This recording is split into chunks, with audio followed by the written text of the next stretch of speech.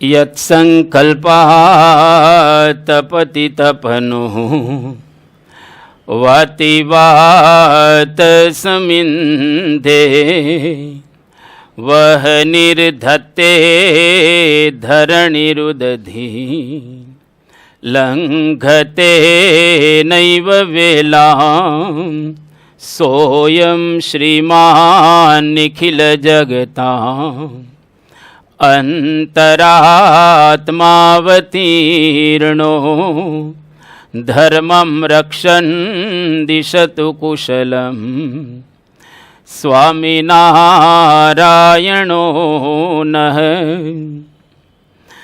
વસુદેવસુતં દેવં કંસચાણૂરમર્દનમ દેવકી પરમાનંદમ કૃષ્ણં વંદે જગદ્ગુરુમ. શ્રી સ્વામિનારાયણ ભગવાનની જય. અક્ષર પુરુષોત્તમ મહારાજની જય. રાધા કૃષ્ણ દેવની જય. સિયાવર રામચંદ્ર ભગવાનની જય. પ્રમુખ સ્વામી મહારાજની જય. મહંત સ્વામી મહારાજની જય. સુરત અક્ષરધામ મહોત્સવની જય.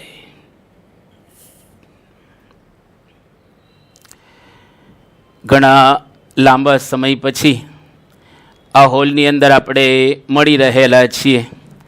લગભગ 10 વર્ષ થઈ ગયા. 10 વર્ષ પહેલાં આ હોલની અંદર આપણે નિયમિત સભા કરતા હતા, મહિનામાં એક વખત. જૂના જૂના ચહેરાઓ થોડાક દેખાય છે, બાકી ઘણા નવા ચહેરાઓ પણ દેખાઈ રહેલા છે. આ હોલની અંદર આપણે સભા કરવાનું જ્યારે પ્રારંભ કર્યો હતો ત્યારે આપણી એક ભદ્ર ભાવના એ પ્રકારની હતી કે આપ બધા હીરાના વેપારી એટલે સ્વાભાવિક રીતે નાના મોટા કાર્યની અંદર વ્યસ્ત હો અને એમાંથી સમય કાઢી અને અધ્યાત્મના પથ ઉપર ચાલવું જરા અઘરું રહેલું છે. કારણ કે એટલું બધું આપનું વ્યસ્ત જીવન, જેની અંદર આપણા માટે, આપણા ફેમિલી માટે, આપણા ધંધાકીય જે બધા કર્મચારીઓ હોય એના માટે કંઈક આપણે એવું કરીએ કે જેના દ્વારા આપણે જે ધંધો કરીએ છીએ એ ધંધાનો પણ વિકાસ થાય.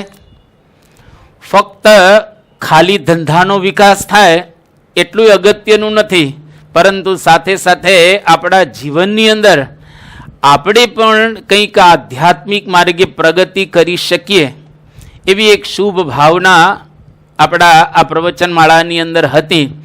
અને આપણે 10 વર્ષ પહેલાં લગભગ મારા ખ્યાલથી 2.5 વર્ષ સુધી આપણે આ હોલની અંદર સભા કરેલી હતી. પુનઃ એ દોરને આપણે સાંધી રહેલા છીએ. વિષય આપણે એવો પસંદ કર્યો છે કે જેની અંદર આપણને બધી રીતે એક તો આનંદ આવે અને સાથે સાથે કંઈક આપણે સમજી શકીએ. તો ગીતા મેનેજમેન્ટ પ્રવચન માળા એટલે કે ગીતાની અંદર જે મેનેજમેન્ટની વાત કરવામાં આવેલી છે એની આપણે વિશેષ વાતો આ પ્રવચન માળાની અંદર કરીશું. આજ તો પહેલું જ પ્રવચન આપણે શરૂ કરીએ છીએ, પણ દર મહિને આપણે એક સભા કરીશું. પહેલાં પણ દર મહિને એક સભા આપણે કરતા હતા. ગીતા એક એવો હિન્દુસ્તાનની અંદર ગ્રંથ છે કે જે તમામ સંપ્રદાયો, તમામ ધર્મો અને વિશ્વના તમામ લોકો માટે ઉપયોગી ગ્રંથ રહેલો છે. ભાગ્યે જ કોઈ સંસારનો એવો વિષય હશે જે ગીતાની અંદર ન હોય. આ પ્રવચન માળાનો આપણે પ્રારંભ કરીએ એની પહેલા ગીતાની એક નાનકડી પૂર્વ ભૂમિકા આપણે સમજી લઈએ. ભગવાન કૃષ્ણચંદ્ર જે ગીતાના વક્તા રહેલા છે, પણ ગીતા કયા સંજોગોની અંદર આપણે બનેલી છે અથવા તો ગીતા કયા સંજોગોની અંદર ગવાયેલી છે એની નાનકડી એક કથા તમે કદાચ મહાભારતની સિરિયલ તો સાંભળેલી જ હશે અને સિરિયલ જોઈ પણ હશે, પરંતુ એની એક નાનકડી પૂર્વ ભૂમિકા કે જ્યારે પાંડવો અને કૌરવો એ જ્યારે જુગાર રમે છે તો એવા સંજોગોની અંદર પાંડવો બધું હારી ગયા હતા અને હારી ગયા એટલે એને 12 વર્ષનો વનવાસ અને 1 વર્ષ ગુપ્તવાસ. એ જ્યારે પૂરું કરીને પાછા આવ્યા અને પાંડવોએ એવી વાત કરી કે હવે અમને અડધું રાજ તમે આપો. એ વખતે દુર્યોધન પાંડવોને કહે છે, શુચ્યગ્રમ નૈવ દાસ્યામી વિના યુદ્ધેન કેશવ. એટલે કે સોયના અગ્રભાગ જેટલી જમીન પણ પાંડવોને હું યુદ્ધ કર્યા વિના નહીં આપું. એટલે પાંડવોએ પોતાની માતા કુંતાજી હતા, એ કુંતા માતાને એમણે વાત કરી કે હવે અમારે કરવું શું. ત્યારે કુંતાજીએ વાત કરી કે બેટા આની અંદર તો આપણે ન્યાયી છે એટલે યુદ્ધ કરવું જ પડે. અને કુંતા માતાની આજ્ઞાથી પાંડવો યુદ્ધ કરવા માટે તૈયાર થયા. એટલે માતાજીની આજ્ઞા લીધી એને અને ત્યાર પછી પાંડવો યુદ્ધ કરવા માટે તૈયાર થયા છે. હવે બે બાજુ જ્યારે સેના ગોઠવાઈ ગયેલી છે, કૌરવ પક્ષે 11 અક્ષોહિણી સેના છે અને પાંડવ પક્ષે 7 અક્ષોહિણી સેના ગોઠવાયેલી છે. યુદ્ધનું મેદાન છે જ્યાં આગળ મારામારીનો હવે પ્રારંભ થવાનો છે. જે મેદાનની અંદર 48 લાખ લોકો મરવાના છે અને આખા વિશ્વની અંદર મોટામાં મોટું યુદ્ધ આ મહાભારતનું યુદ્ધ છે અને એ પણ ઘરના જ લડી રહેલા છે. તો એની અંદર ભગવાન વેદવ્યાસજીએ ધૃતરાષ્ટ્રને વાત કરી કે તમારા વિશે મને હેત છે, જો તમારી ઈચ્છા હોય તો હું તમને દિવ્ય દ્રષ્ટિ આપું. એટલે કે તમે ઘરે બેઠા બેઠા મહેલમાં બેઠા બેઠા યુદ્ધના મેદાનની અંદર જેટલું કંઈ થાય એ તમે જોઈ શકશો. કારણ કે ધૃતરાષ્ટ્ર તો આંખે અંધ હતા, એ તો જન્માંધ હતા, એટલે કંઈ જોઈ શકતા ન હતા. અને સૈનિકોના વિચારો તમે વાંચી શકશો. તમારી જો ઈચ્છા હોય તો હું તમને આવી દ્રષ્ટિ આપું. એ વખતે ધૃતરાષ્ટ્ર કહે છે વ્યાસજીને કે ભાઈ મારે જોવું નથી, કારણ કે મેં આખી જિંદગી કંઈ જોયું નથી અને હવે મારા યુદ્ધની અંદર બધાના મળદા જોવાના, આવી એક ભયંકરતા જોવાની, એટલે મારે દિવ્ય દ્રષ્ટિ જોઈતી નથી. એનો સેક્રેટરી સંજય હતો. આ સંજયને વાત કરી કે હું તને દિવ્ય દ્રષ્ટિ આપું છું. એટલે સંજયને દિવ્ય દ્રષ્ટિ આપી ભગવાન વેદવ્યાસે. અને સંજય યુદ્ધના મેદાનની અંદર 10 દિવસ સુધી રહે છે. સંજય બધું જોઈ શકે, બધાના વિચાર વાંચી શકે, આખી પરિસ્થિતિનો એને બધો જ ખ્યાલ આવે, કારણ કે દિવ્ય દ્રષ્ટિ એને પ્રાપ્ત થયેલી હતી એટલા માટે. તો સંજયને ભગવાને દિવ્ય દ્રષ્ટિ આપી. એવા સંજોગોની અંદર 10 દિવસ સુધી સંજય યુદ્ધના મેદાનમાં છે અને 10મો દિવસ જેવો પૂરો થયો એટલે ભીષ્મ પિતામહ પડે છે. એટલે સંજય ઉદાસ થઈ ગયો અને ઉદાસ થઈ અને હવે મહેલમાં આવે છે. મહેલમાં આવી અને ધૃતરાષ્ટ્રને વાત કરે છે કે આજે યુદ્ધનો 10મો દિવસ છે. ધૃતરાષ્ટ્રને બિલકુલ કોઈ સમાચાર મળેલા જ નથી. આટલું ભયંકર યુદ્ધ થઈ રહેલું છે પણ 10 દિવસ સુધી એનો કોઈ સમાચાર જ નથી. એના દીકરાઓ લડી રહેલા છે. એમાં સંજયે જ્યારે 10મા દિવસે ભીષ્મ પિતામહ પડ્યા એટલે ઉદાસ થઈ ગયો, એટલે યુદ્ધના મેદાનમાંથી મહેલમાં આવી ગયા અને ધૃતરાષ્ટ્રને વાત કરી કે આજે ભીષ્મ પિતામહ પડ્યા. અને એ વખતે ધૃતરાષ્ટ્રને ખૂબ અતિશય શોક થયો અને કહ્યું કે બહુ જ ખરાબ થઈ ગયું. પછી ધૃતરાષ્ટ્ર હવે સંજયને પૂછે છે કે શું થયું ત્યાં આગળ, અને ત્યાંથી ગીતાનો પ્રારંભ થાય છે. અને સંજય આખો અહેવાલ ધૃતરાષ્ટ્રને આપી રહેલા છે આ મહાભારતની અંદર એક નાનકડો પોર્શન કહીએ ને, ભાગ કહીએ, 700 શ્લોકનો છે. એની અંદર વૈશંપાયન ઋષિ જન્મે જઈને વાત કરે છે અને આ બાજુ ધૃતરાષ્ટ્ર સંજયને પૂછી રહેલા છે. એટલે સંજય ધૃતરાષ્ટ્રને કહે છે અને સંભળાવે છે કૃષ્ણ ભગવાન અને અર્જુનનો સંવાદ. એટલે સંવાદ આપણે કહીએ એવી આ ગીતા રહેલી છે. ગીતાની અંદર મેનેજમેન્ટની વાત આપણે વિશેષ કરવાના છીએ, કારણ કે તમે બધા ધંધામાં પડ્યા છો અને બધાની એવી ઈચ્છા તો હોય ને કે આપણે કરોડોપતિ થવું છે. દરેકને કોઈને પણ ધંધો શરૂ કરે એટલે કરોડપતિ થવું છે, અબજોપતિ થવું છે, મલ્ટી મિલિયનર થવું છે, મલ્ટી બિલિયનર થવું છે, મલ્ટી ટિલિયનર પણ થવું છે. આવી દરેકની ઈચ્છા તો હોય ને સ્વાભાવિક રીતે. કોઈ પણ ધંધાદારી વ્યક્તિ હોય એને આ પ્રકારની સ્વાભાવિક રીતે ઈચ્છા રહે. અને તમે બધા ધંધાને રિલેટેડ ઘણું કરી રહેલા છો. કદાચ તમે વાંચ્યું હશે, અત્યારે વિશ્વની અંદર 10 એવી બુક છે, આમ તો બિઝનેસની 50 બુક છે જે વિશ્વ પ્રસિદ્ધ આ બુક કહેવાય. એ 50 બુકનો સાર 10 બુકની અંદર આપવામાં આવેલો છે. એટલે કોઈક વખત ટાઈમ મળે તમને તો આ 10 બુકના હું તમને નામ આપું છું. એટલે ટાઈમ કાઢી અને એમાંની એકાદી બુક તમે વાંચજો જીવનની અંદર. પહેલી બુક છે બિઝનેસની અંદર ધ લર્ન સ્ટાર્ટઅપ. આ એક બુક રહેલી છે. આ 10 બુક છે, અંગ્રેજીમાં છે. કોઈકનું ભાષાંતર થયેલું છે, કોઈકનું ભાષાંતર થયેલું નથી. પ્રત્યેક બિઝનેસમેન એને વાંચવું જ જોઈએ. બીજી બુક છે 0 to 1.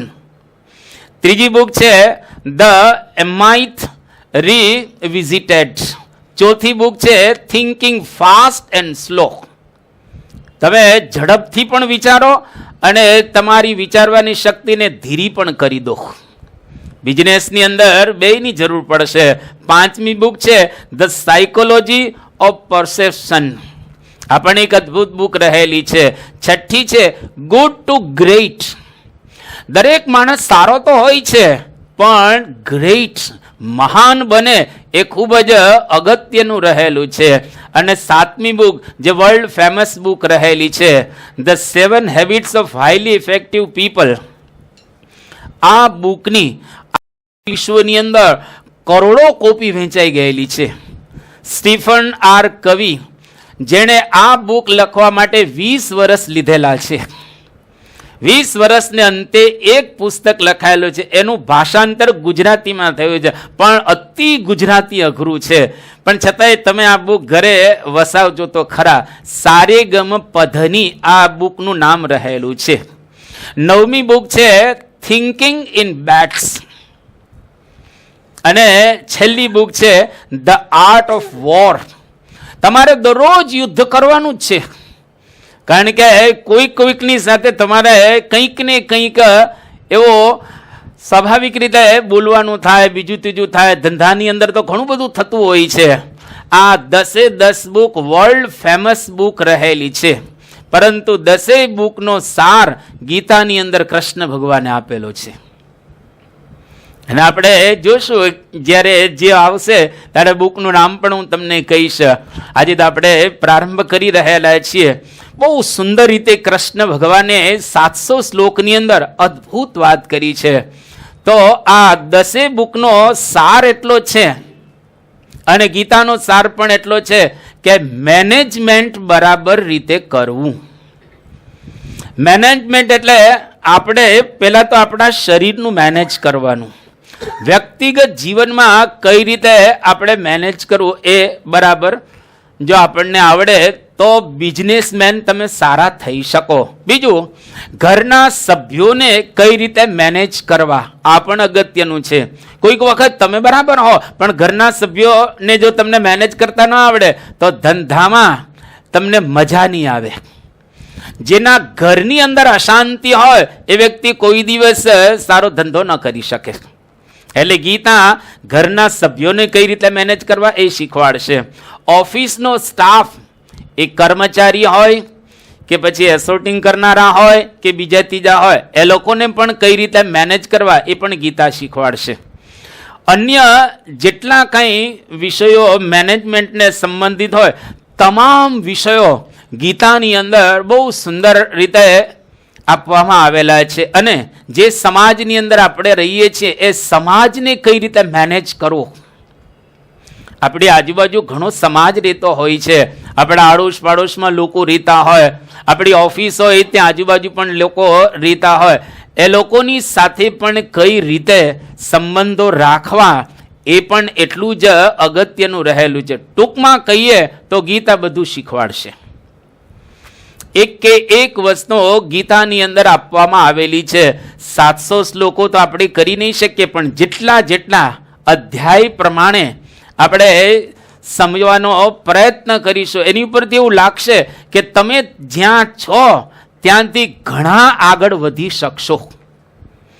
તમે જ્યાં છો એના કરતાં વધારે સારું કમાઈ શકશો.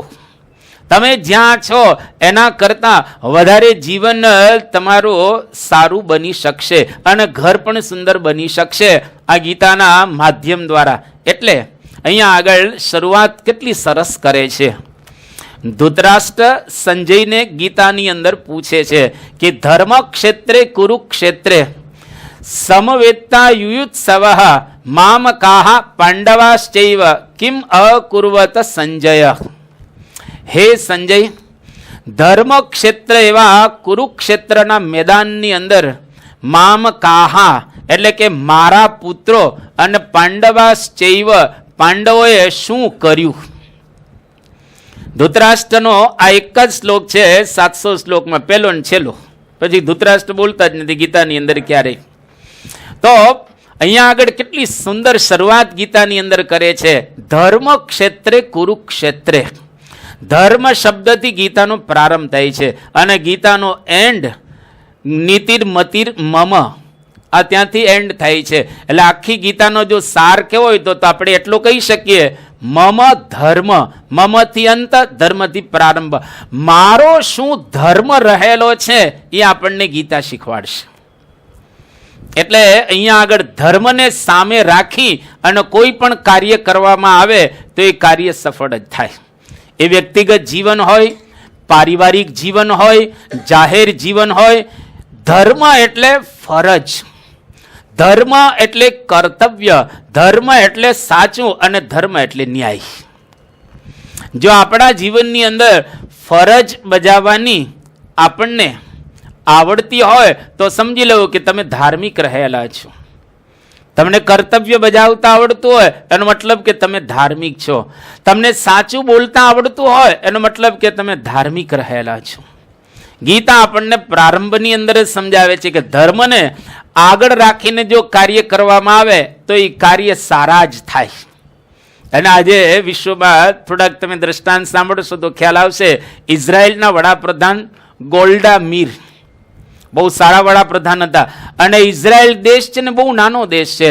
લગભગ આપણે કહીએ તો 60 થી 70 લાખની વસ્તીનો દેશ છે.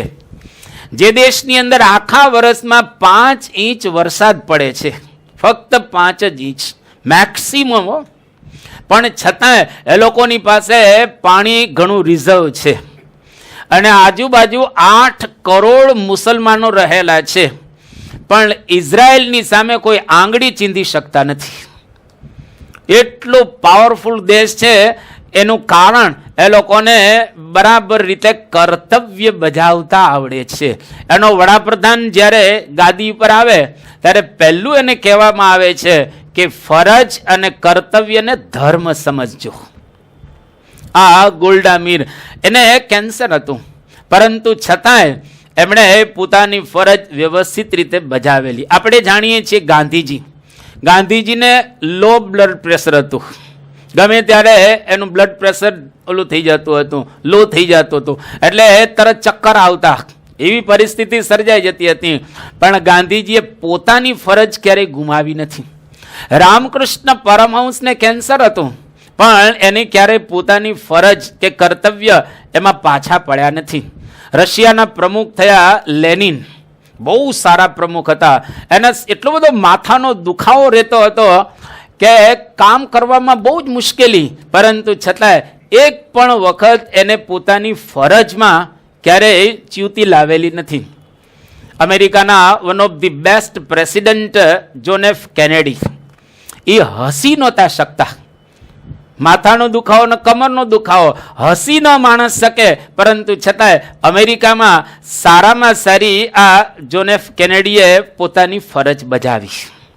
એટલે ગીતાનો પ્રારંભ જ ત્યાં થાય છે કે જીવનની અંદર ધર્મ એટલે કે આપણા જીવનમાં ફરજ કર્તવ્ય વ્યવસ્થિત રીતે જો બજાવીએ તો આપણે ધાર્મિક રહેલા છીએ.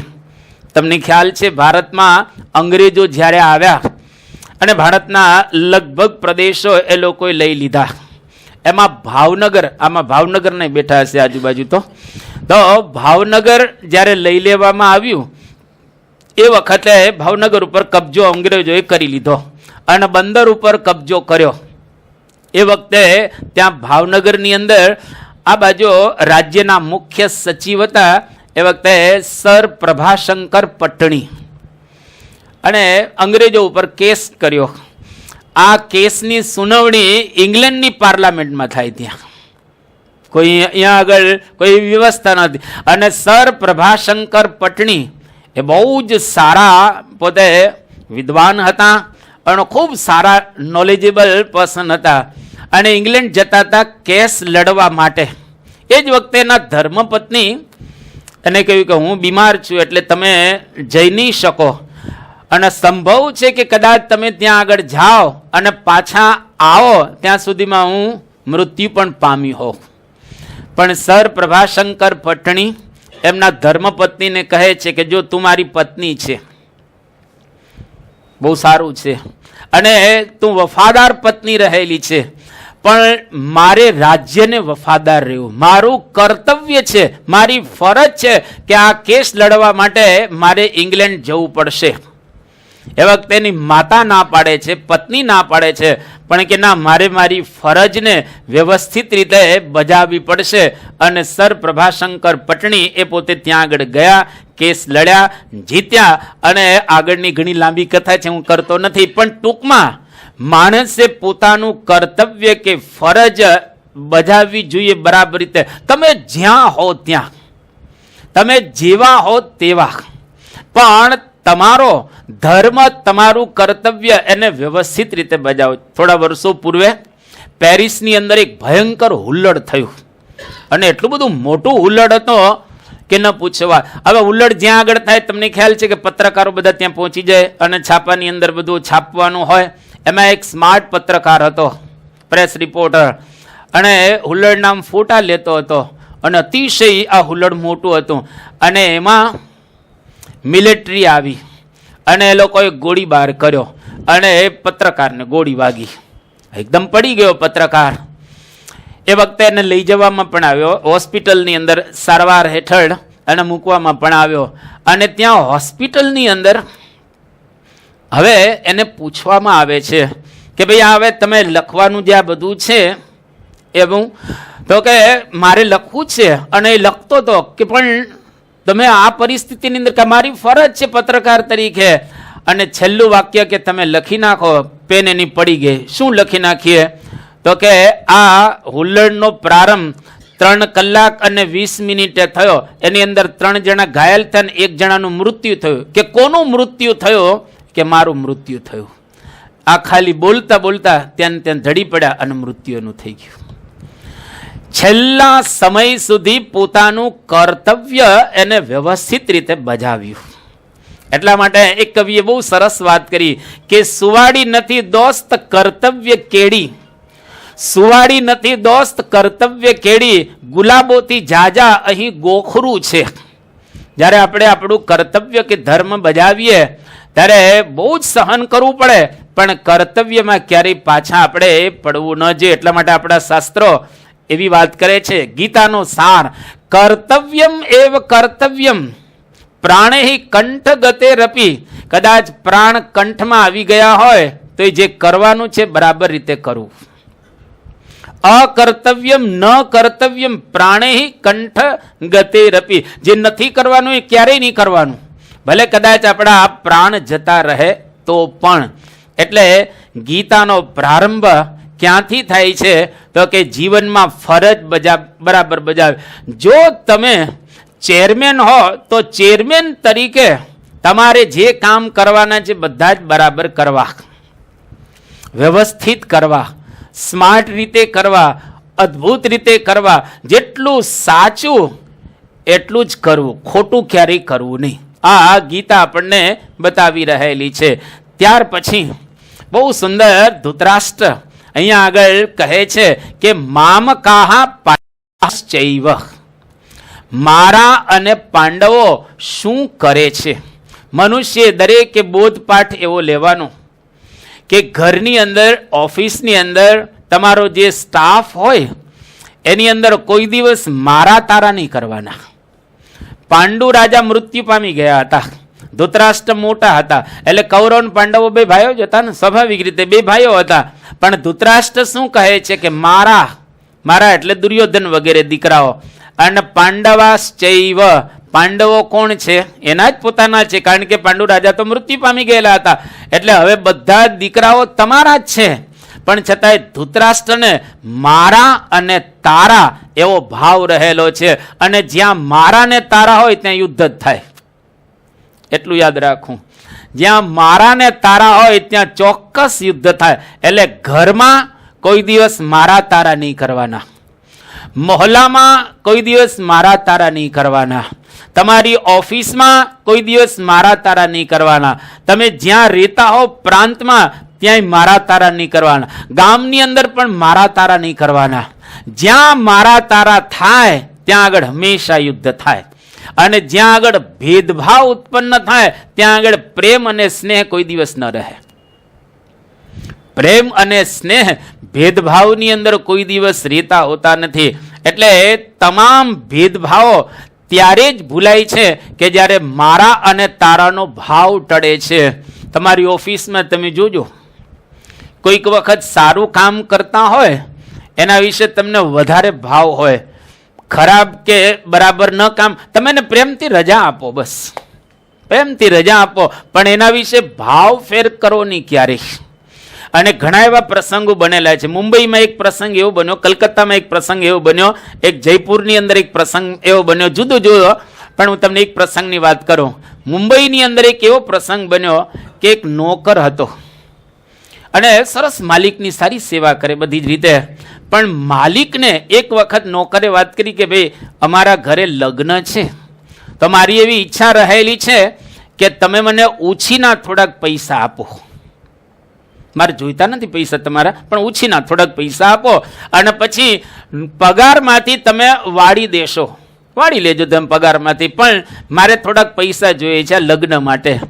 પેલા માલિકે ન કહેવાના શબ્દો નોકરને કહ્યા. બહુ પ્રામાણિક નોકર હતો. હવે ન કહેવાના શબ્દો બધા કહ્યા એટલે સ્વાભાવિક રીતે નોકરને તો ખોટું લાગે છે. અને નોકરને ખોટું લાગ્યો અને એમણે બધી જ બાતમી આપી દીધી અને ત્યાં આગળ રેડ પડી, કરોડોનું નુકસાન ગયું, કરોડોનું નુકસાન ગયું. અરે તમારી પાસે એને ઉછીના પૈસા માગ્યા છે, કાંઈ એમણે તો માગ્યા નથી, જો મારું તારું કર્યું. અને કેટલું નુકસાન, કરોડોનું નુકસાન થઈ ગયું. એટલા માટે બધા જ પ્રત્યે એક સરખો ભાવ રાખો, ભેદભાવ કોઈ દિવસ રાખો નહીં. જો ભેદભાવ કોઈ પણ જગ્યાએ તમે રાખશો તો એના દ્વારા યુદ્ધ થશે, એના દ્વારા આપણી પ્રગતિ છે એ અટકી જશે. આ ગીતાનો એક મહાન સંદેશો રહેલો છે. ગુજરાતની અંદર એક ગામ, પરમ પૂજ્ય પ્રમુખ સ્વામી મહારાજ એ ગામમાંથી આમ પસાર થતા હતા. બાપા ગાડીમાં હતા અને બે ભાઈઓ એક ધૂળના ઢગલા ઉપર બેઠેલા અને બેયના હાથમાં કોદારીન પાવડો હતા. પ્રમુખ સ્વામી મહારાજને થોડુંક આશ્ચર્ય થયું કે આ કેમ બે ભાઈ કોદારીન પાવડો લઈને આમ આ ધૂળના ઢગલા ઉપર બેઠા છે. અને બંનેના ચહેરા આમ જરા ચડેલા હતા, બે ક્રોધમાં હતા. એટલે પ્રમુખ સ્વામી મહારાજે ગાડી ઊભી રાખી. સ્વામીએ કહ્યું કે શું પ્રોબ્લેમ છે? એટલે બંને જણા એકદમ એકબીજાની બધી વાતો કરે છે અને સ્વામીએ ત્યાં આગળ સમાધાન કરી આપ્યું. અને જો પ્રમુખ સ્વામી મહારાજ ત્યાં આગળ સમાધાન કર્યું ન હોત તો બેમાંથી એક જાત, એ વખતે બેમાંથી એક જવાના જ હતા. એટલા માટે આ પ્રમાણે કોઈક વખત મારા ને તારા જ્યાં થતા હોય છે ત્યાં આવા યુદ્ધો પણ એ થાય છે. બહુ સુંદર એક ગામની અંદર પ્રસંગ એવો બન્યો કે ગામની અંદર એક ભાઈ એના મોટા ભાઈની સાથે આમ જરા બરાબર બનતું ન હતું, અને એમાં એકબીજાના છોકરાઓ તો ફરતા હોય, કારણ કે એકબીજા છોકરા તો ઘરે જાય આવે બધું કરે, પણ આને ગમે નહીં, અને એને લઈ બે ભાઈને ઝઘડો થયો ભયંકર. એમાં એક ભાઈએ બીજા ભાઈને ધાર્યું મારી અને મારી નાખ્યો, અને એમાં ખાલી થોડોક જ શેઢાનો પ્રશ્ન હતો, નાનકડો જ પ્રશ્ન હતો. એક ભાઈ મરી ગયો, એક ભાઈને જન્મટીપની સજા થઈને ઘર બે રખડી પડ્યા, બેના ઘર છે એ રખડી પડ્યા, અને એકને જેલ અને એક મૃત્યુ પામી ગયા. જો બે જણા સંપીને કર્યું હોત તો. કદાચ તમે એક ઘટના સાંભળી હશે, થોડા વર્ષો થઈ ગયા, 2000ની સાલમાં નેપાળના રાજા બિરેન્દ્ર અને એના ધર્મપત્ની ઐશ્વર્યા રાણી, એમનો દીકરો દીપેન્દ્ર. હવે આ દીપેન્દ્રને એક દેવયાની કરીને હતા, દેવયાની રાણા, એની સાથે આમ જરા પ્રેમ થઈ ગયો હતો, એટલે એની સાથે લગ્ન કરવા હતા. માતા પિતાએ બહુ સમજાવ્યો, પણ દીપેન્દ્ર માનતો ન હતો કે આપણે એની સાથે લગ્ન નથી કર્યા, કે મારે એની સાથે જ કરવા છે લગ્ન, બીજા કોઈની સાથે કરવા નથી. અતિશય સમજાવ્યો. હવે પિતાએ એટલા માટે એની સાથે ના પાડેલી હતી કે પૂર્વે આની સાથે આપણે વેર હતું, એના કુળની સાથે આપણે વેર હતું, એટલે એની સાથે નથી લગ્ન કરવા. અતિશય છોકરાને સમજાવ્યો, ન માન્યો દીપેન્દ્ર. જો માની ગયા હોત તો પ્રશ્ન નહોતો, પણ ન માન્યા. અને એક વખતે નારાયણ પેલેસનો ડાઇનિંગ હોલ બહુ સારો ગણાય છે, અમુક ડાઇનિંગ હોલ સારા ગણાય વિશ્વમાં, એમાંનો એક સરસ ડાઇનિંગ હોલ, એની અંદર લોકો ભોજન લેતા હતા, અને દીપેન્દ્ર પણ ત્યાં આગળ બેઠો હતો, રાજકુમાર. અને કહ્યું કે આપણે એની સાથે લગ્ન મારે એની સાથે જ કરવા છે. એ કે એની સાથે નહીં બને. અને આ દીપેન્દ્ર તે ઊભો થયો જમતો જમતો, અને ત્યાં પેલો ગાર્ડ હોય એની પાસેથી મશીન ગન લઈ લીધી. મશીન ગન લઈ બિરેન્દ્ર કે એના પિતાશ્રી, એના માતાશ્રી, એના ભાઈઓ અને આજુબાજુ જેટલા હતા બધા 8 જણાને મારી નાખ્યા, અને પોતે લમણામાં ગોળી મારી અને મરી ગયો. હવે જો કદાચ લગ્ન કર્યા હોત તો બે કામ થાત ને, એક તો છોકરો રાજી થાત, બરાબર, બીજું જે પૂર્વે વેર હતું એ વેરે સમી જાત ને, પણ સમજી ના શક્યા ને. જો એને ગીતાનો ઉપદેશ સાંભળ્યો હોત કે આપણા જીવનની અંદર મારા તારા ન કરાય, પરંતુ આપણે જો સમજીને કામ કરીએ તો વેરનું પણ શમન થાય. એટલે એને એવો કંઈ ઉપદેશ કોઈ આપ્યો નહીં હોય, એટલે જો આ પરિસ્થિતિ સર્જાણી. અને એવા તો ઘણા પ્રસંગો બને છે. એક બહુ સુંદર પ્રસંગ, એક વખત એક સોનીની દુકાન અને લોખંડની દુકાન બે સાથે સાથે જતી. હવે તમને બધાને ખ્યાલ છે, આમાં બધા ઘણા જ્વેલરીમાં હવે પડ્યા છે, ઘણા બધા જ્વેલરીમાં પડ્યા છે. હીરામાંથી બહાર નીકળીને પાછા ઘણા આ બાજુ એમ્બ્રોડરી છે, પછી લૂમ્સ છે, એની અંદર પણ ઘણા બધા એ ગયેલા છે. પણ એક વખત સોનીની દુકાન અને આ લુહારની કોટ બે બાજુ બાજુ એકદમ બાજુ સામે સામે હતો. હવે સોનીની દુકાનમાં તો અવાજ ઓછો થતો હતો, અને લોખંડની દુકાનમાં જરા વધારે અવાજ થાય, કે જોરથી હથોડા મારવા પડે. એમાં એક વખત એવું થયું કે લોખંડનો એક ટુકડો ઉડી અને સોનીની દુકાનમાં જતો રહ્યો, અને ત્યાં સોનું પડેલું હતું. એટલે સોનું અને લોખંડ બે ભેગા થઈને વાર્તાલાપ કરે છે. એમ કરે નહીં પણ કથા, બે જણા વાર્તાલાપ કરે છે. અને એમાં સોનું છે એ લોખંડને કહે છે કે તું આટલો બધો અવાજ કેમ કરે છે, અને હું તો જો ચૂપચાપ સહન કરું, જો મારી ઉપર હથોડા પડે છે, મારી પર હથોડા પડે છે, પણ હું ચૂપચાપ સહન કરી લઉં છું બધું. અને એ વખતે લોખંડનો ટુકડો સોનાના ટુકડાને કહે છે કે વાત તારી સાચી છે, તારી ઉપર હથોડા પડે છે, મારી ઉપર હથોડા પડે છે, હું અવાજ કરું તું અવાજ નથી કરતો. એનું કારણ એટલું જ છે કે તાને મારનારા એ સગા નથી, કે લોખંડ તને હથોડો તો લોખંડનો હોય, પેલું સોનું છે, કે તને મારનારા તારા સગા નથી, પણ મને મારનારા મારા સગા છે. એટલે જ્યારે ઘરના મારે ને એ વધારે આપણને દુઃખ લાગતું હોય છે. જે વખતે ઘરના આપણને હેરાન કરે એ વખતે આપણને લાગી આવતું હોય છે. તો જિંદગીની અંદર આપણા ઘરને પણ વ્યવસ્થિત મેનેજ કરવું જોઈએ, જેથી કરીને ઘરના માણસો દગો ન આપે. ઘરના માણસો આપણને હેરાન ન કરે. પણ જો મારા ને તારાનો ભાવ હોય તો સ્વાભાવિક રીતે ઘરની અંદર આવી પરિસ્થિતિ સર્જાય. અને જેના ઘરમાં આવી પરિસ્થિતિ સર્જાય એનું મગજ સ્ટેબલ ન રહે. અને હંમેશા બિઝનેસની અંદર તો મગજ સ્ટેબલ જોઈએ ને, તો તમે સારો બિઝનેસ કરી શકો. એટલા માટે મોટા મોટા બિઝનેસમેન આજે બિલ ગેટ્સ છે, વોરેન બફેટ છે, કે નારાયણ મૂર્તિ છે, કે રતન ટાટા છે, કે આદિત્ય બિરલા છે, કે આ બધા ઇન્ટરનેશનલ બિઝનેસમેન કહેવાય. એ લોકો સવારમાં વહેલા ઉઠી અને ચિંતન કરતા હોય છે, જેથી કરીને એ લોકોનું મગજ સ્ટેબલ રહે. પ્રાણાયામ પણ લોકો કરતા હોય, જેથી કરીને ખૂબ સારી રીતે એ લોકો બિઝનેસ કરી શકે. તો અહીંયા આગળ આ શ્લોક સમજાવીને બહુ સુંદર એક નાનકડી બીજા શ્લોકમાં વાત કરે છે કે દુર્યોધન, બે સેના તો ગોઠવાઈ ગઈ છે સામે સામે. એમાં દુર્યોધન દ્રોણાચાર્યની પાસે જઈ અને કહે છે કે પશ્ય એતામ પાંડુ પુત્રાણામ આચાર્ય મહતિમ ચમુમ વ્યુઢામ દુપદ પુત્રેણ તવ શિષ્યેણ ધીમતા. કે આચાર્ય દ્રોણાચાર્ય, તમે પાંડવોની સેના જુઓ. આ સેના કેવી હતી? આમ પોતાથી તો નાની હતી, કારણ કે એને 11 અક્ષોહિણી સેના, અને પાંડવોની કેટલી હતી? 7 હતી. પણ દુર્યોધનને પાંડવોનું સૈન્ય મોટું લાગ્યું અને પોતાનું સૈન્ય નાનું લાગ્યું. કારણ શું છે? વ્યવસ્થિત રીતે ગોઠવાયેલી પાંડવોની સેના હતી. એનો મતલબ કે વ્યવસ્થિત રીતે જો તમે ગોઠવો તો મોટું લાગે અને સારામાં સારું કામ થાય. જો આ હોલની અંદર વ્યવસ્થિત કર્યું ને, આપણે કંઈ બીજું આમાં કર્યું નથી, હોલની અંદર વ્યવસ્થિત કર્યું તો સારું લાગે છે. અમે ઘણાની ઓફિસમાં જતા હોય છે, અમુકની ઓફિસ એટલી સુંદર હોય કે ઓફિસની અંદર પ્રવેશ કરો ને તો લોકોને હીરા લેવાનું મન થઈ જાય. તમારી ઓફિસમાં કોઈ આવે ને તો હીરા લેવાનું મન થઈ જાય. અમુક જ્વેલરીની દુકાનો તમે જુઓ છો, એટલી સરસ ગોઠવાયેલી હોય, લાઇટિંગ વાઇટિંગ એટલું સુંદર હોય, લોકો ત્યાં અંદર જાય એટલે કંઈક ખરીદીને આવે. ત્યાં ઇંગ્લેન્ડની અંદર એક સ્ટોર છે, હેરોલ્ડ સ્ટોર. આ સ્ટોરની અંદર કોઈ પણ માણસ પ્રવેશ કરે એને ખાવા પીવાનું બધું છૂટ. તમારે ચોકલેટ જેટલી ખાવી એટલી પ્રેમથી ખાઓ, પીઝા ખાઓ તો એ પ્રેમથી ખાઓ, તમારે જેટલું ખાવું એટલું ખાઓ. તમે લોતોય ભલે ન લોતોય ભલે, સ્ટોરની અંદર તમે જાઓ એટલે તમારે ખાવા પીવાનું બધું ફ્રી તમને આપવામાં આવે. પણ આ સ્ટોર દુનિયાનો સૌથી શ્રેષ્ઠ સ્ટોર છે. ત્યાં આગળ રાજાઓ મહારાજાઓ ખરીદી કરવા આવે અને ત્યાં આગળ બધા શ્રેષ્ઠીઓ ખરીદી કરવા આવે. ત્યાં કોઈ એમને મફતિયા ખાવા ન આવે.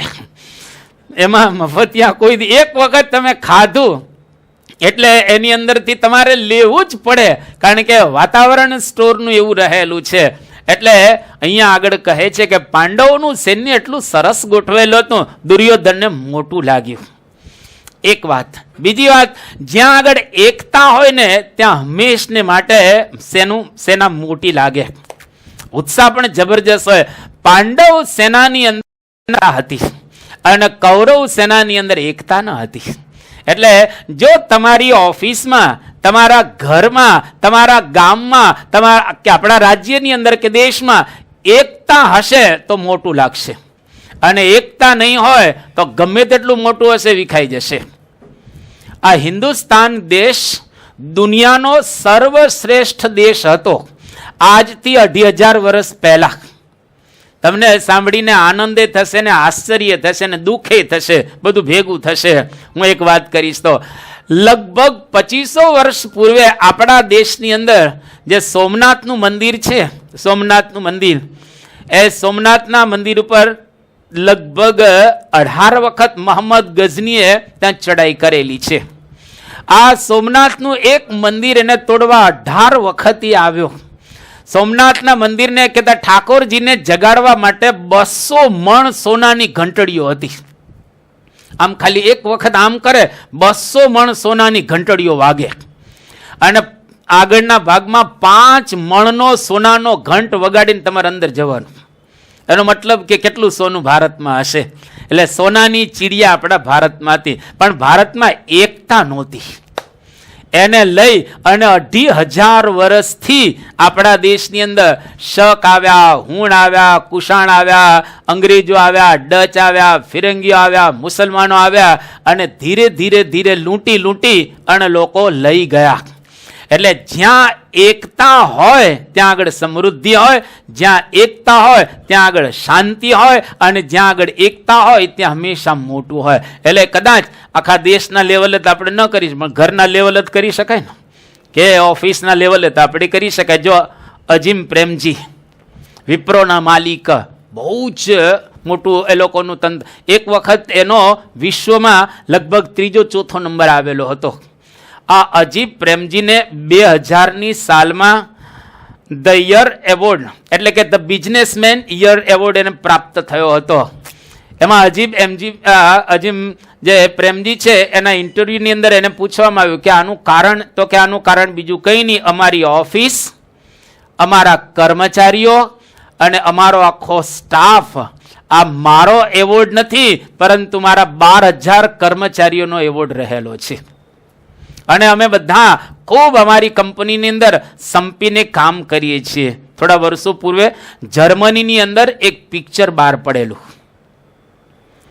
હા, પિક્ચરની વિશેષતા એ હતી કે આ પિક્ચરની અંદર કોઈ હીરો નહીં, આ પિક્ચરની અંદર કોઈ ડાયલોગ નહીં, આ પિક્ચરની અંદર કોઈ જાતનું મ્યુઝિક નહીં, અને છતાંય 2006ની સાલમાં આ પિક્ચરને ઓસ્કાર એવોર્ડ પ્રાપ્ત થયો હતો, જે વર્લ્ડનો શ્રેષ્ઠ પિક્ચર જગતની અંદર, ફિલ્મ જગતની અંદર એવોર્ડ ગણાય, એને પ્રાપ્ત થયેલો.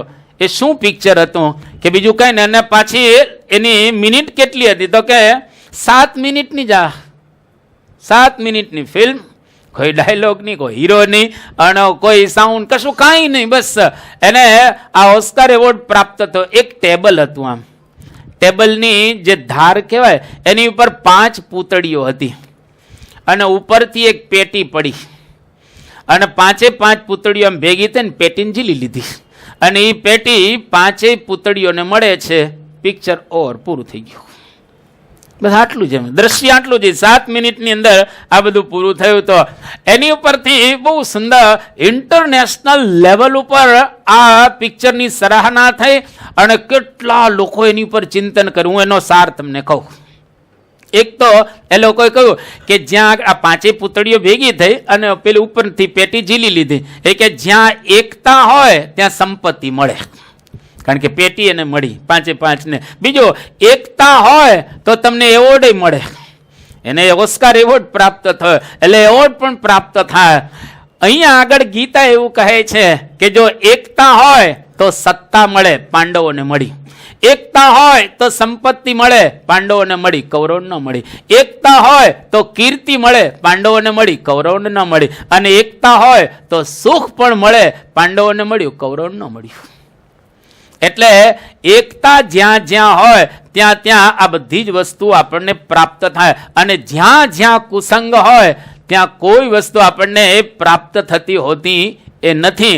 એટલા માટે બિલ ગેટ્સ, જે માઇક્રોસોફ્ટ કંપનીના માલિક, અને અત્યારે તો એની જરા કંપની છે એના શેરના ભાવ પ્રમાણે એનું લેવલ થોડું ડાઉન થયું છે, પણ એક જમાનો હતો કે બિલ ગેટ્સ લગભગ 15 વર્ષ સુધી વિશ્વનો સૌથી પૈસાદાર વ્યક્તિ, એની પાસે $91 બિલિયન હતા. એ બિલ ગેટ્સને પૂછવામાં આવ્યું કે આટલું બધું તમે કરી શક્યા, એનું કારણ, કે એનું કારણ અમારી કંપનીના 20 બુદ્ધિશાળી માણસો અને અમે બધા ભેગા મળી અને આ કાર્ય કર્યું, એને લઈને અમારો આખો સ્ટાફ છે એ પણ વ્યવસ્થિત રીતે આ ભેગો મળેલો છે. ટૂંકમાં આપણે કહીએ તો આપણા બિઝનેસની અંદર, ઘરની અંદર સંઘાતો હિ મહાબલ, જો આપણે ભેગા રહેશું તો મહાન બળ ઉત્પન્ન થશે. સંઘે શક્તિ હિ કલિયુગે, સંઘની અંદર આ શક્તિ રહેલી છે કળિયુગમાં, અને સંવતિ કાર્ય સાધિકા આપણા શાસ્ત્રોની અંદર બતાવવામાં આવ્યું છે. તો ગીતા આપણને એક એક શ્લોક દ્વારા ઘણું ઘણું સમજાવી રહેલી છે. વિશેષ વાત ન કરતા, આજે જ્યારે આપણે આ પ્રવચન માળાનો પ્રારંભ કરેલો છે, એટલે ઘણા બધા વિષયો ગીતાની અંદરથી આપણને સાંભળવા પ્રાપ્ત થશે. દર મહિને એક વખત આપણે આ સભા કરીશું. આજે તો પત્રિકા દરેકને આપવામાં આવી છે, પણ હવેથી પત્રિકા નહીં આપવામાં આવે, પરંતુ ઈ મીડિયા દ્વારા એ તમને સંદેશો આપવામાં આવશે. જ્યારે પણ સભા થશે એટલે સંદેશો આપવામાં આવશે. બરાબર 8:30 આપણી સભા પૂરી થશે અને 7:20 શરૂ થશે પ્રવચન. એટલે એકદમ ટાઈમ ટુ ટાઈમ બધું આપણું એ વ્યવસ્થિત ચાલશે. કારણ કે અમને ખ્યાલ છે, આપણે જ્યારે અહીંયા પેલા કરતા હતા, તમે જોખમ મૂકી અને પછી અહીંયા આગળ આવી સાંભળીને પછી બધા એ ઘરે અહીંયા આગળથી વિદાય લઈ અને જતા હતા. વિશેષ વાત ન કરતા આપણે મહારાજ સ્વામીને કહેતા ભગવાન સ્વામિનારાયણને પ્રાર્થના કરીએ, પરમ પૂજ્ય મહંત સ્વામી મહારાજને પ્રાર્થના કરીએ કે આ BAPS સંસ્થાથી તો તમે બધા ખૂબ સારી રીતે પરિચિત છો અને હમણાં તમે વિડીયો જોઈ એટલે ઘણા બધા ઉત્સવની અંદર પણ તમે બધા પધારી ચૂકેલા છો, એટલે સંસ્થાની સાથે તમે સારી રીતે બધા જોડાયેલા છો. પણ અહીંયા આગળ એક આ વિશેષ હોલની અંદર આપણે સભા કરીશું. મિલનભાઈનો આપણે ખૂબ ખૂબ આભાર માનીએ કે એને આપણને આ હોલ છે ભેટ આપેલો છે. બહુ ભાવનાથી એમને આ ભેટ પોતે એ આપેલો છે હોલ, અને આપણે પણ એની અંદર આ પ્રારંભ કર્યો છે. તો અહીંયા આગળ આપણે આજના આ પ્રવચનને પૂર્ણ કરીએ છીએ. આપણા જીવનની અંદર એટલું રાખીએ, ધર્મને નજર સમક્ષ રાખીએ, એકતા રાખીએ, સંપ રાખીએ, અને જો જીવન જીવીશું તો લૌકિક રીતે અને આધ્યાત્મિક રીતે આપણે ખૂબ જ આગળ વધી શકીશું. શ્રી સ્વામિનારાયણ ભગવાનની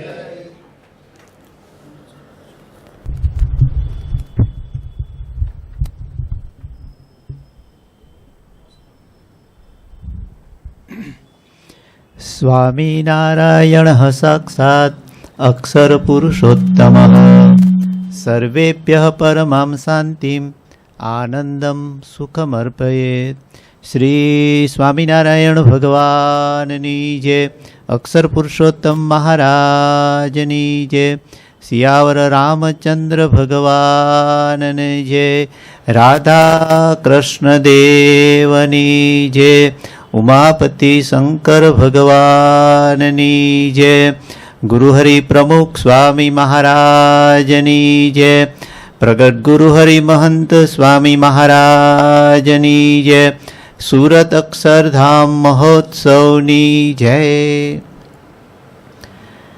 આજે આપણા માટે ખૂબ આનંદની વાત છે કે પરમ ભગવદીય મિલનભાઈએ આ હોલ સંસ્થાને અર્પણ કરેલો છે અને આપણે ઘણા સમય પછી અહીંયા આ પ્રવચનમાળા શરૂ કરીએ છીએ. પૂજ્ય પ્રભુચરણ સ્વામી શ્રીમદ ભગવદ્ ગીતા, એના ઉપર એમણે દેશ અને પરદેશની અંદર ઘણા વ્યાખ્યાનો આપેલા છે અને પોતે ખૂબ બુદ્ધિશાળી અને સાથે સાથે આપણા બધા જ હિન્દુ ધર્મના શાસ્ત્રો છે એનો ખૂબ ઊંડાણપૂર્વક એમણે અભ્યાસ કરેલો છે. અને પરમ પૂજ્ય પ્રમુખ સ્વામી મહારાજે એમને ખૂબ આશીર્વાદ આપેલા અને આપણા સંસ્થાના જે બધા વિદ્વાન સંતો છે એમાં ટોપ લેવલના સંતોમાંના એ એક છે. અને દેશ પરદેશની અંદર પોતે આવી રીતે સુંદર આપણા હિન્દુ ધર્મના જે મૂલ્યો છે અને આપણી હિન્દુ ધર્મની જે અસ્મિતા છે એ પ્રગટ થાય અને બધા જ હિન્દુઓ જાગૃત થાય અને પોતાના પરિવારની અંદર, આખા હિન્દુ સમાજની અંદર એકતા આવે અને આપણે બધા એક થઈ અને આપણા ધર્મને માટે આપણે બધા જાગૃત થઈએ. આપણા હિન્દુની અંદર આપણા જે બધા શાસ્ત્રો છે, શાસ્ત્રોનો પણ આપણે એનું રહસ્ય અને મર્મ સમજવો જોઈએ. એ જેટલું આપણને સમજાશે એટલો જ આપણા જીવનની અંદર આપણને સુખ અને શાંતિ પ્રાપ્ત થશે. અને એને માટે આવા સંત સમાગમની જરૂર છે. જે પ્રમુખ સ્વામી મહારાજે આખા વિશ્વની અંદર હિન્દુ ધર્મનું પ્રતિનિધિત્વ લઈ અને મંદિરોની રચના કરી છે. આજે તમે અમેરિકા જોશો, યુકેની અંદર જોશો, યુરોપ જોશો, ઓસ્ટ્રેલિયા, ન્યૂઝીલેન્ડ, આફ્રિકા, કોઈ પણ દેશની અંદર જાઓ, મંદિરોની અંદર જશો તો તમને એક પ્રકારની એવી અનુભૂતિ થશે કે આપણે હિન્દુ છીએ, એનું એક ગૌરવ પ્રગટ થાય છે. આજે અમેરિકાની અંદર તમે જુઓ બધા મંદિરો, તો ભારત દેશના કોઈ પણ નાગરિક હોય, જ્યારે BAPS હિન્દુ મંદિરની અંદર જાય છે ને, તો એને પોતાપણાનો અનુભવ થાય છે. એટલું જ નહીં, એને એમાંથી નવી પ્રેરણા મળે છે. એને એના પરિવારની અંદર કઈ રીતે મારે વર્તન કરવાનું છે. ટૂંકમાં આપણા હિન્દુ ધર્મના જે મૂલ્યો છે એ આપણને ક્યાંથી મળે છે? એક તો આપણા મંદિરો પાસેથી મળે છે, બીજું આપણા શાસ્ત્રો પાસેથી મળે છે, અને ત્રીજું સંતો પાસેથી મળે છે. મંદિર, શાસ્ત્ર અને સંત, આ ત્રણ વસ્તુ આપણા હિન્દુ ધર્મના, હિન્દુ સંસ્કૃતિના પાયા છે. અને આપણા માટે ખૂબ આનંદની વાત છે કે આવા વિદ્વાન સંત દ્વારા આપણને દર મહિને એકવાર આ મૂલ્યોની આપણને માહિતી મળશે. પછી અગત્યનું શું છે કે રસોઈ ગમે એટલી સારી બનાવી હોય, ગમે એટલી સારી બનાવી હોય, પણ આપણે આરોગ્ય નહીં તો આપણી ભૂખ જાય નહીં. એમ અહીંથી તમને બધું આમ કહેવાય ને કે વ્યવસ્થિત આપવામાં આવશે. પછી શું કરવું પડે? થોડો ટેસ્ટ કરવો પડે. અને જેણે જેણે ટેસ્ટ કર્યો છે ને એના અનુભવ જો. મીરાબાઈ, સત્સંગનો રસ ચાક, પ્રાણી તું તો સત્સંગનો રસ ચાક. પ્રથમ લાગે તીખો ને કડવો, પછી આંબા કેરી શાક. તમે એક જે બધા મહાન ભક્તો થઈ ગયા છે એમના જીવનની અંદર પણ જુઓ. આપણું ભારત છે, ભારત દેશ છે, જે વિશ્વથી બધાથી જુદો છે. એનું કારણ શું છે કે every Indian is a philosopher. ભારતનો એક નાગરિકના બ્લડની અંદર છે ને એ શું છે? આધ્યાત્મિકતા છે. હવે એ આધ્યાત્મિકતાને આપણે શું કરવાનું છે જ આપણી અંદર, આપણે એને જગાડવાની છે. અને આપણે આપણા જીવનની અંદર આપણું આજે પ્રમુખ સ્વામી મહારાજે નવું કશું જ કર્યું નથી. એમણે આપણા જે મૂલ્યો છે ને એને બાપાએ પ્રેક્ટિકલ કરેલા છે. પ્રમુખ સ્વામી મહારાજના જીવનનું એક સૂત્ર, ચારિત્રવાન બનો અને ચારિત્રવાન સમાજ તૈયાર કરો. આજે દુકાળ શાનો છે? આ ચારિત્રનો છે. અને સ્વામીએ કર્યું. આજે વર્તમાન કાળે પ્રમુખ સ્વામીએ મહંત સ્વામી મહારાજને ગુરુપદે નિમ્યા છે, તો મહંત સ્વામી મહારાજ આજે એ જ કરે છે. તમે જો નાના નાના બાળકોની અંદર પણ આવા સંસ્કાર. તમે વિચાર કરો કે 4 વર્ષનો બાળક સંસ્કૃતમાં આ શ્રીમદ ભગવતના 700 શ્લોકો છે, એવા 315 શ્લોકો હજુ જે સ્કૂલમાં ગયો નથી અને એ મુખપાઠ કરે. ભારત દેશમાં તો કરે, પણ ઓસ્ટ્રેલિયા દેશની અંદર 150 બાળક બાલિકાઓ આ પ્રમાણે કરે. એનું કારણ શું છે? આવા પ્રગટ સંત છે.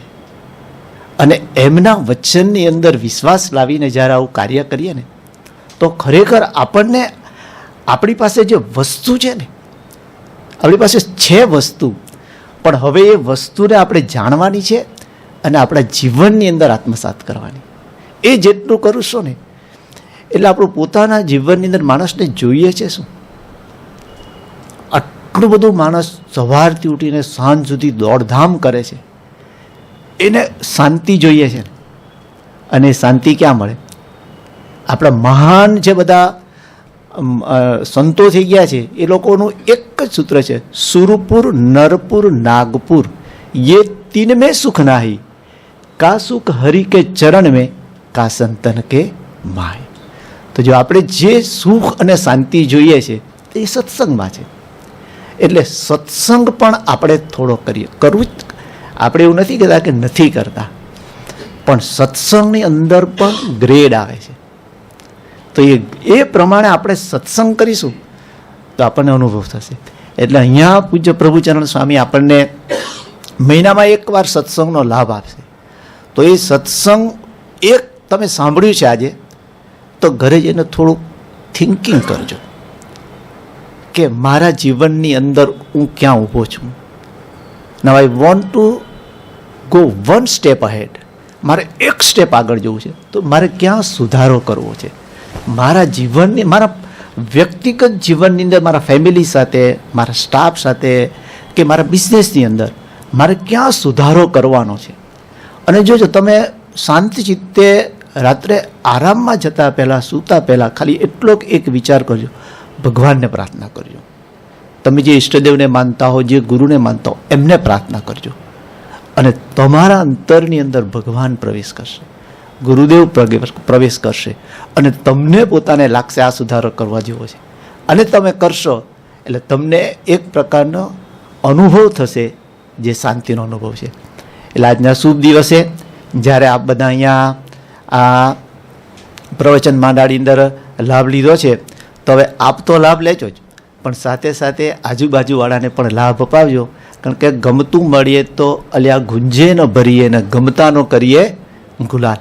એટલે બીજાને પણ આપણે લાભ અપાવી અને આપણે દરેક પ્રકારે સુખ પ્રાપ્ત કરી શકીએ, એ જ પ્રાર્થના શ્રી સ્વામિનારાયણ ભગવાનની છે.